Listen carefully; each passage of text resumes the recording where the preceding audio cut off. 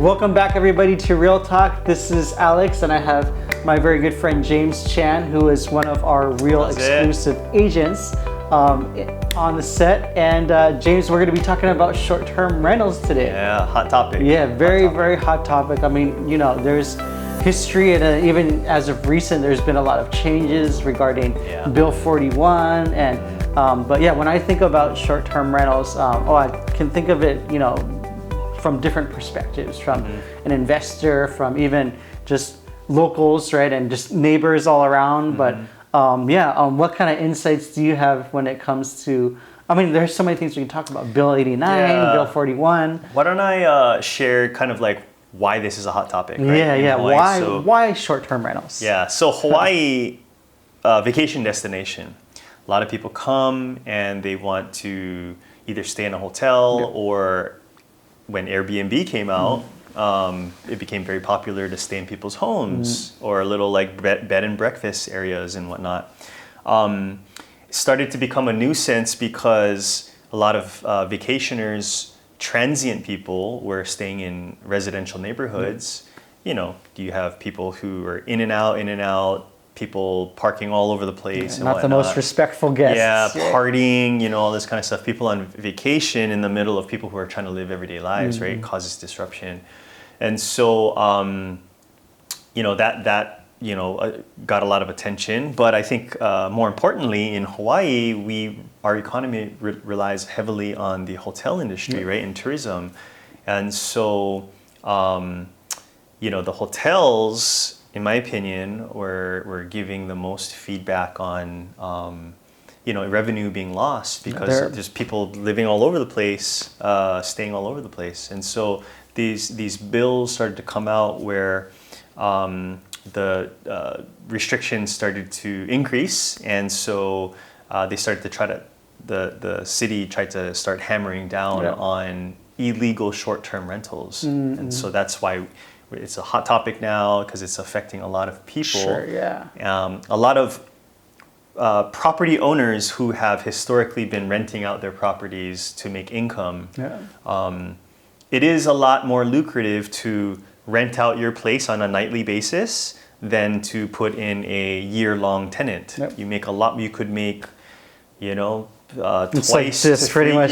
2 to 3 times as much by doing that. Sure. And so a lot of people in Hawaii have purchased properties with the sole intent to do a short-term vacation rental as an investment vehicle. Sure. But when you take that away and you force them to do a lower income yielding renter, that really affects that investment. And so the local people who have purchased that, or even mainlanders, get affected. Yeah, no, I see two really important perspectives here, right?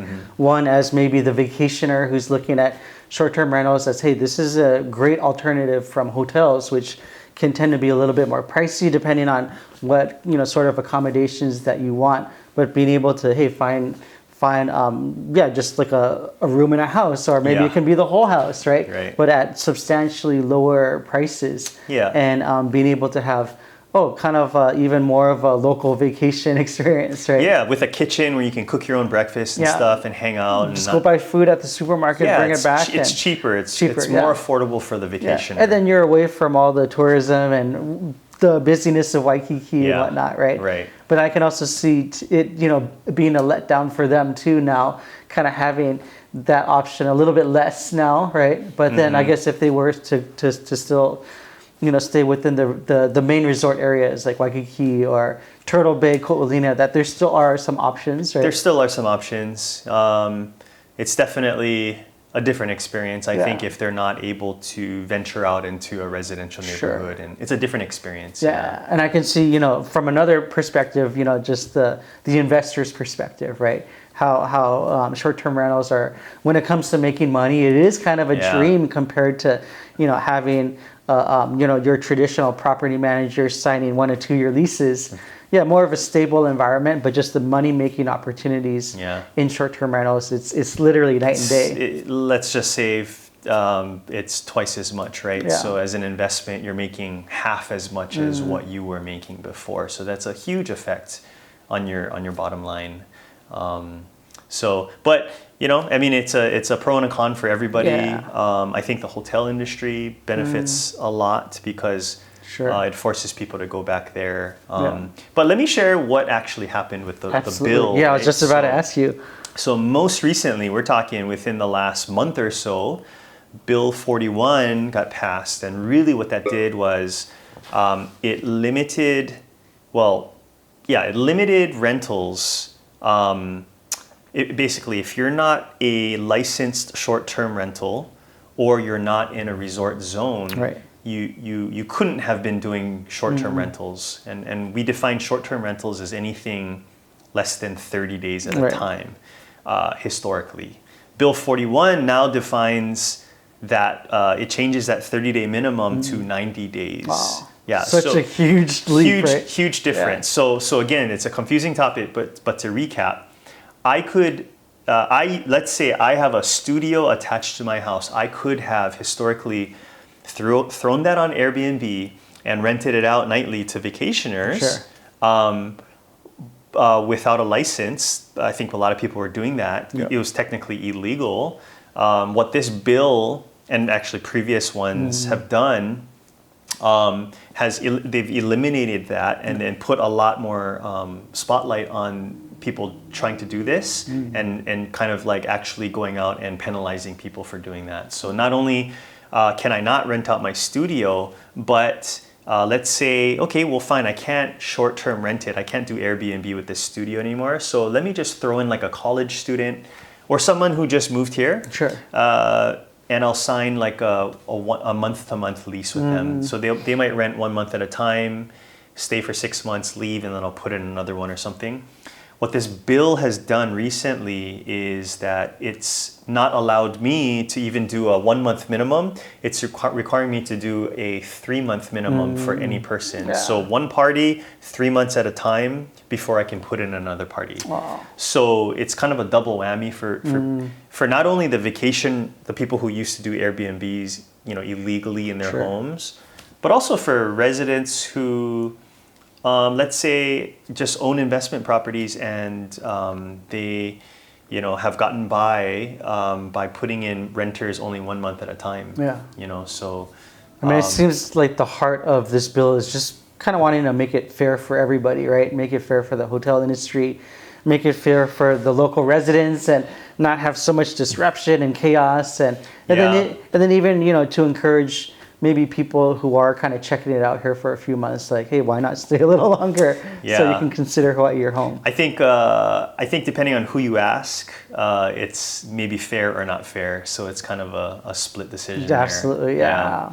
But so from the perspective of let's say myself, I am a realtor and I have a lot of owners who own let's say condos that they rent out. Sure. Now they are forced to have tenants for a minimum of 3 months at a time, which does affect them because sometimes you have people who are only needing a month or 2 months to stay, maybe as a temporary placeholder before they move to somewhere else. Sure. No longer can we do that. Now they have to sign like a 3-month lease, which becomes very expensive for the renter, and then the demand for this kind of rental product goes down because it's too expensive, and then so it affects the homeowner who's trying to get this place rented out. So it's kind of just like really impractical in my opinion. But I see what the bill was trying to do. They were just trying to really kill all the illegal short-term rentals, but I think it's causing a lot of residual effects outside. Yeah, I mean, you must have a lot of prospective buyers that are trying to make investments into these short-term rentals, right? Yeah.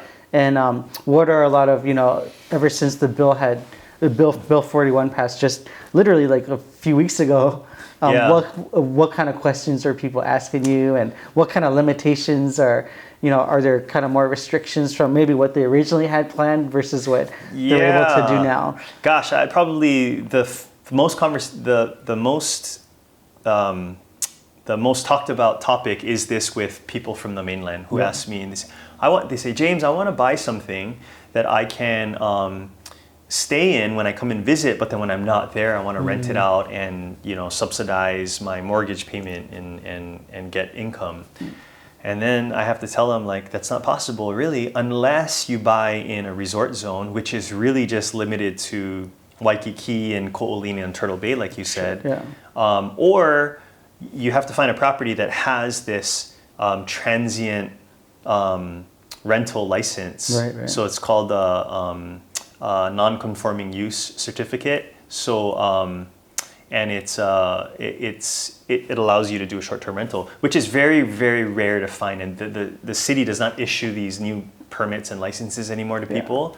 So like they're there someplace. Sure. And so anyway, so if people want to buy an investment here now, they cannot just subsidize their mortgage. They have to buy something and figure out, okay, either I need to put in a renter for 3 months minimum at a time, or I have to just keep it vacant so that I have the freedom to come and stay in it whenever I want. Yeah. Because if you're living in California and you have a second home in Hawaii, and it's being rented out for a whole year, that severely limits when you can come and visit, Definitely, right? So you have to time it for when the rental lease is up and when the next guy is going to come in.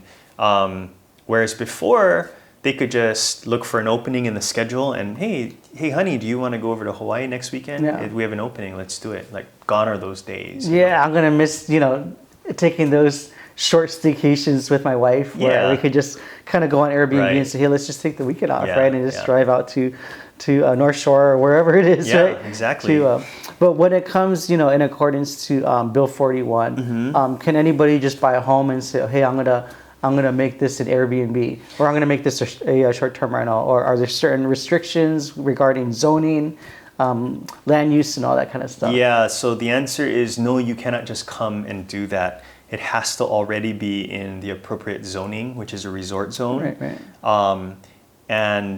Or it has to have that license. And resort zoned, well, forget about trying to change the zoning of a property. Like it is either a resort zone or it is not. Yeah. So, and it's very clear where all the resort zones are. Mostly Waikiki. There are no single family homes in Waikiki. Sure, yeah. I mean, not really. It's all condos. So if people are looking for a house to purchase as an investment, they have to pretty much count out this possibility to rent it out when they're not there. So it's really, really tough. Yeah. Part of the bill also was they were trying to almost like eliminate people using Airbnb to rent out their properties. So let's say there's a condominium in Waikiki in a resort zone that has a lot of different owners and they're all short-term renting in there. All of these people used to be renting out their own properties on Airbnb with their own accounts. At one point, the bill was trying to have everybody be forced to rent out their units through one central hotel lobby or one company, instead of having everybody do their own rentals. And what happens there is that whatever company is chosen to handle the whole building's rents, they then have a monopoly over how much they can charge to the owners to manage the properties.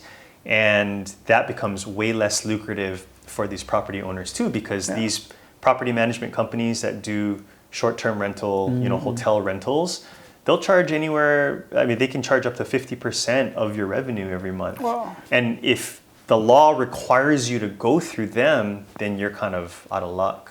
But luckily that did not pass through too. So this Bill 41 was pretty controversial. A lot of people were opposed to it. But it is what it is. It's here, so that's what we're living with.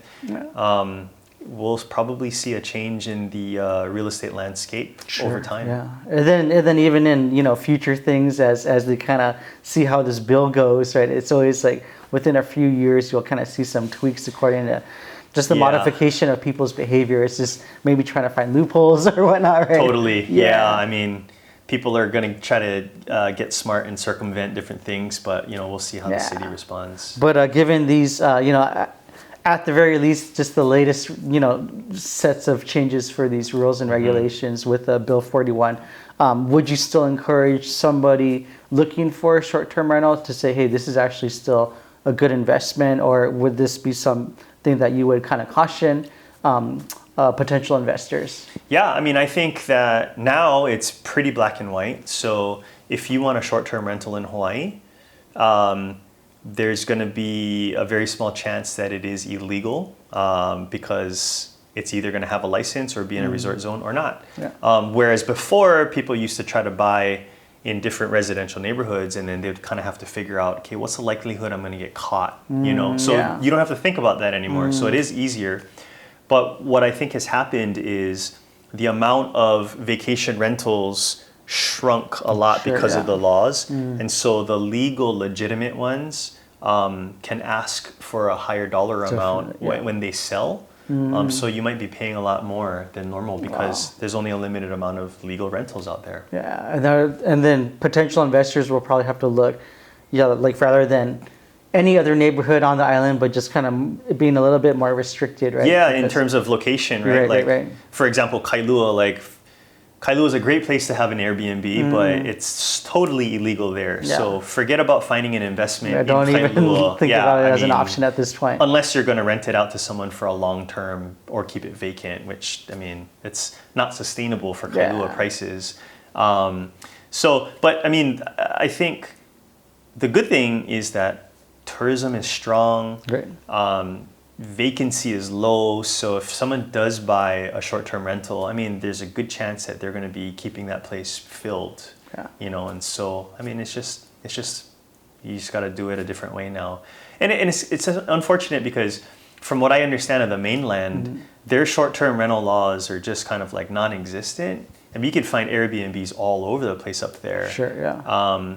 But I think, again, in Hawaii, the reason why it's changed a lot is because we rely heavily on tourism and the hotel. Right. Yeah, the hotel industry is huge here, so you have a lot of people kind of lobbying against the short-term rentals. And then just being more of a premier destination where it's like, oh, this is where everybody wants to go and take a vacation, right? It's the first thing that most people think about when they think about taking time off.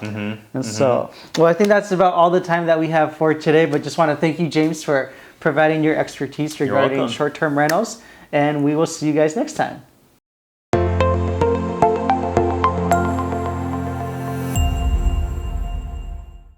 Mahalo everybody for tuning in to this episode of Real Talk. Hungry for more? Well, be sure to subscribe to our YouTube channel to get updated for our next episode of Real Talk. We'll see you guys next time.